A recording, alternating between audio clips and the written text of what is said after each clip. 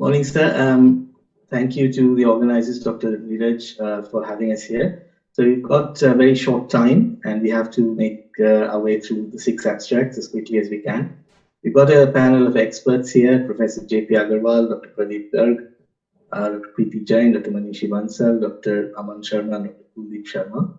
I hope you're all of us here. Now, we had shared some of the issues that we would discuss today. So, let's discuss perhaps about the first abstract, which is about hippocampus avoidance whole brain radiotherapy. Just a couple of questions on that. If I can start with Professor J.P. Agarwal, sir.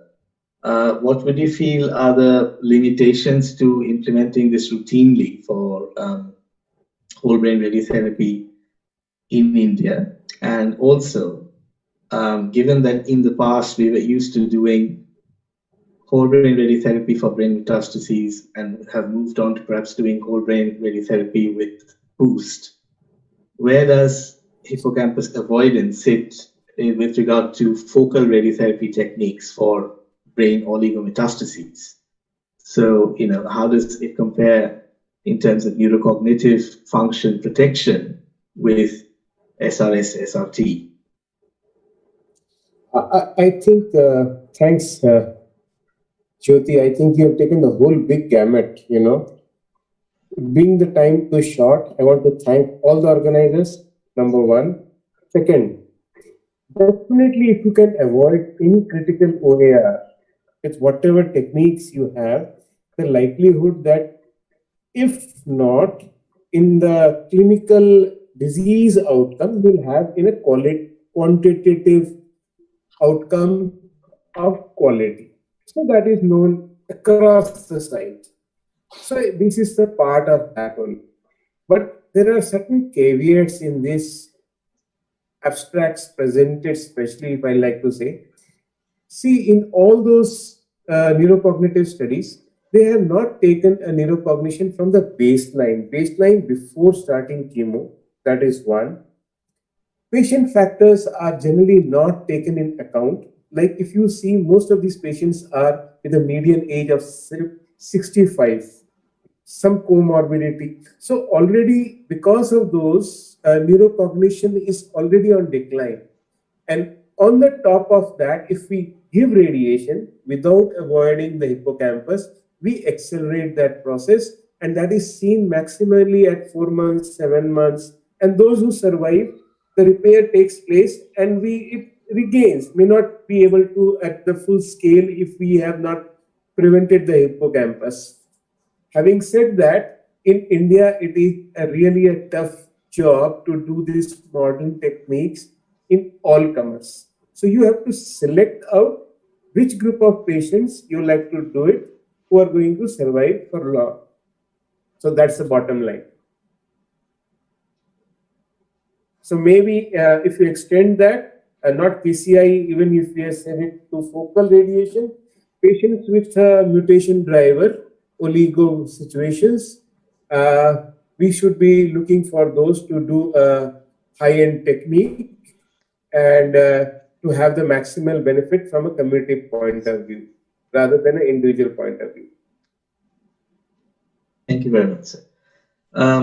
Moving on to the next question, which is going to be about chemoradiation in elderly. Could I ask, say, Dr. Pradeep Garg, what is your cutoff in terms of age, performance status, other factors when you select a patient who is technically elderly for chemoradiation?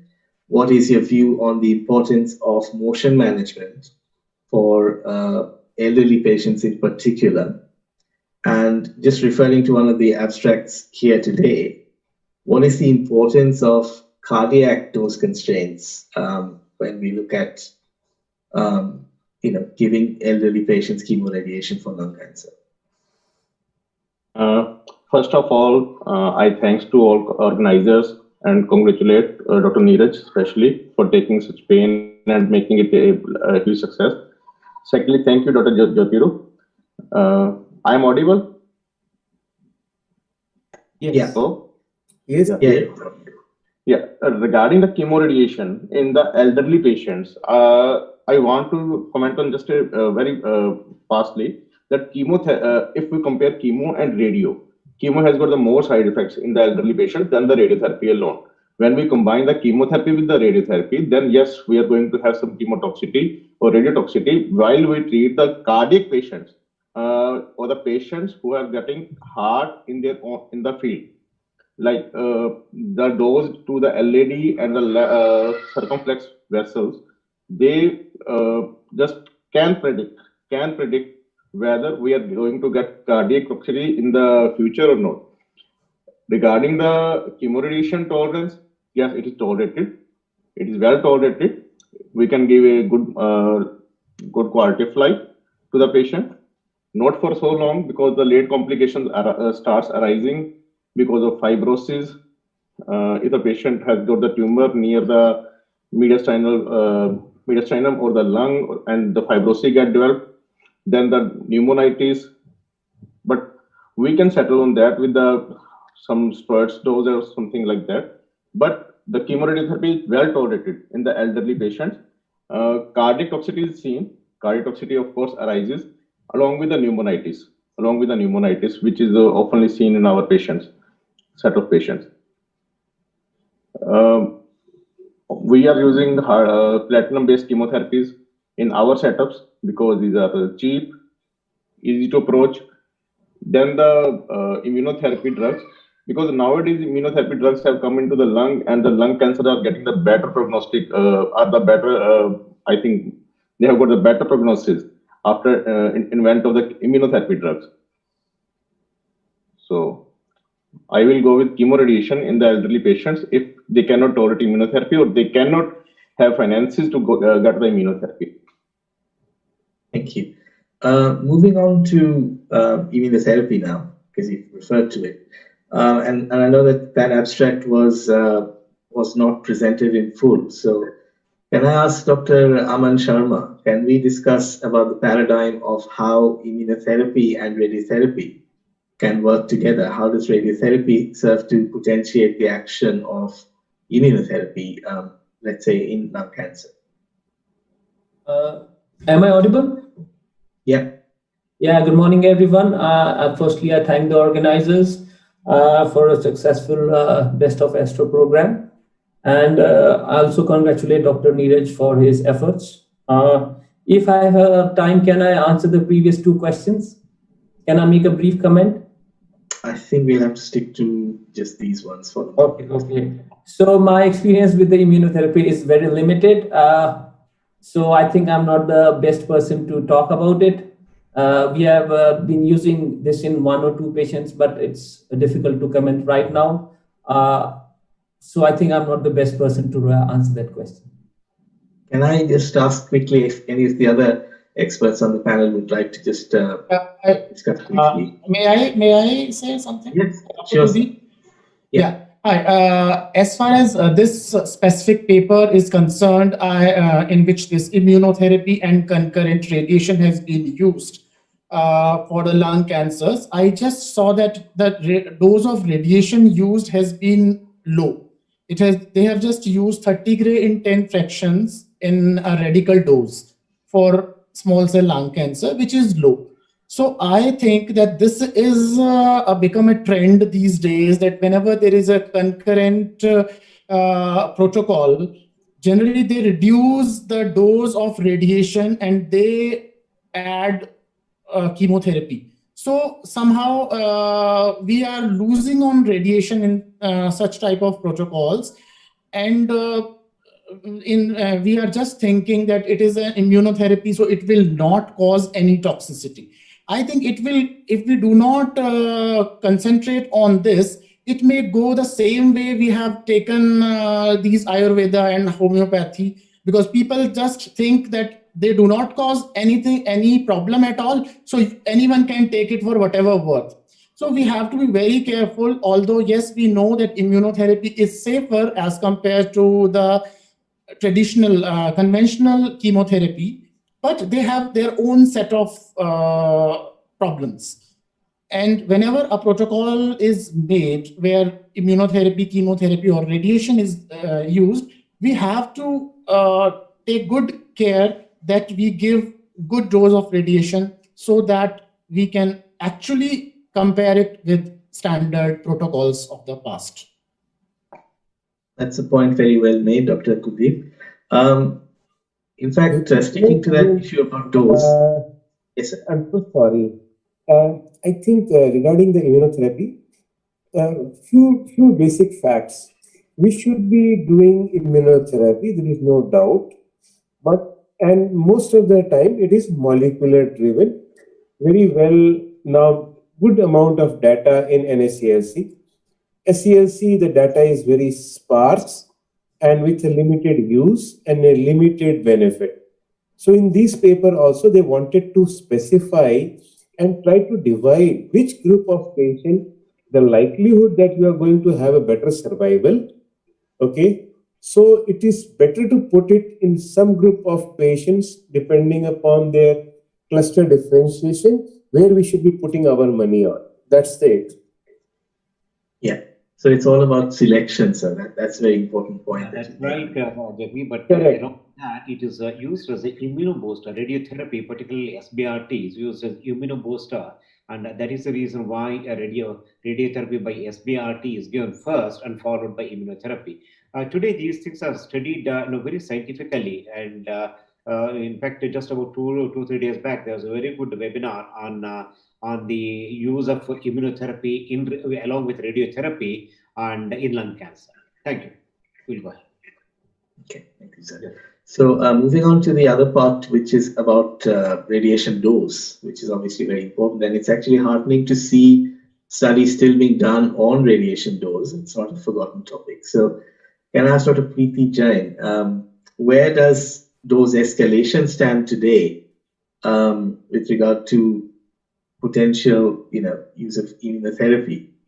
Because it's all going towards immunotherapy, but dose escalation still appears to have some, tangible benefit.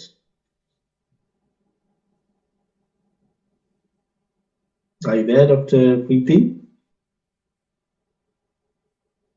Can I ask Dr. Aman then to pick up on this, please? Yeah, thanks, Dr. Jyoti. Yes, I think there's a role of dose escalation in non-small cell lung cancer, especially if we have to, but then kind of select the patients, and we have to be very sure about the techniques and the margins that we are giving, because it has also been shown that if we use the conventional margins probably and escalate the dose, it leads to mortality. So I do see a future probably with tracking, when we use techniques like tracking or gating. Probably generating an ITV and then escalating the dose would not be a good idea. Reducing the dose, reducing the volume and then giving a high dose would be fine at my end. Especially we can use 2 to 3 cycles of chemo, maybe reduce the volume of the dose. It also depends like how many the nodes are in the mediastinum. Are there like mediastinal nodes, contralateral mediastinal? What is their volume? What is the volume of this of the primary tumor? Is it central in location? Is it peripheral location? So if there's a peripheral small tumor, of course you can target it with the SBRT, and you can use a hybrid technique also, where you can combine SBRT for the peripheral tumor and maybe use conventional doses in the mediastinum. That has also been tried. Another thing is we can shrink if the nodes are very big, we can shrink them with chemo, and if they respond well, then again we can escalate the dose. We have to be very careful, but I do see a future in dose escalation, and I feel that when the volume is not very big, and if we go to a BED of 100, as we go in early disease, we can have good control, local control rate, but we have to be careful. Thank you. I know the time is very short. Technology is also coming, so I think there's a bright future. Proton, Carbon9, MR-Linac, I think we have a future. Dr. Jyoti, can we close this session now? Can I just have the last question, sir, because I don't think we've asked anything for Dr. Manishi Bansal. Just on the note of reducing the volumes, the use of PET-based adaptation, what do you think are the pitfalls of using PET scan for adapting treatment volumes for lung cancer? Where could we go wrong, do you think?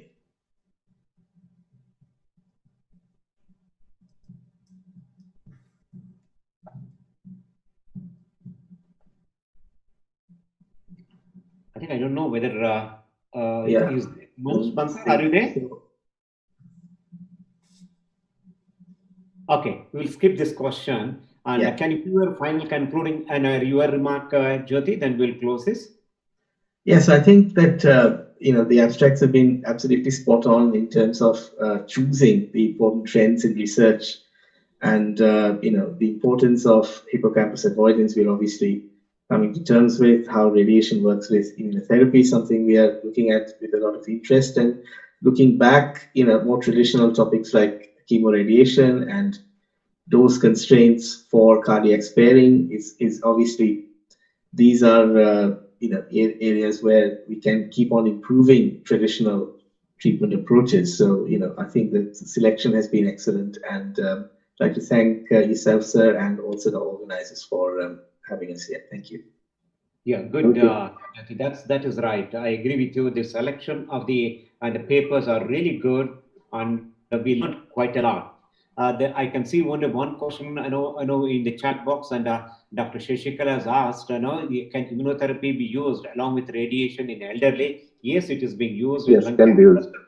It can be used, and of course, the medical oncologists will deal along with them, and going ahead, it is much better, and you are quite safe. To conclude the whole session, it was a wonderful session. Particularly, I liked the auditing, clinical auditing. I request all my radiation colleagues, when you go back, and please audit your own department and how far you are doing well in any particular case that you take, or it could be even lung, or it could be any other part, and audit your case, how you are faring as far as the patient outcome is concerned. That's a very big take-home message for me. And the rest of things like hippocampal sparing and the dose to the heart and saber dose escalation, all these things are a part and parcel of learning curve for us. It was a very good session. I thank the organizers, the presenters, and the expert panel, and the discussant, Dr. Jyoti Swarup, and thank you very much, and a good day. We close the session.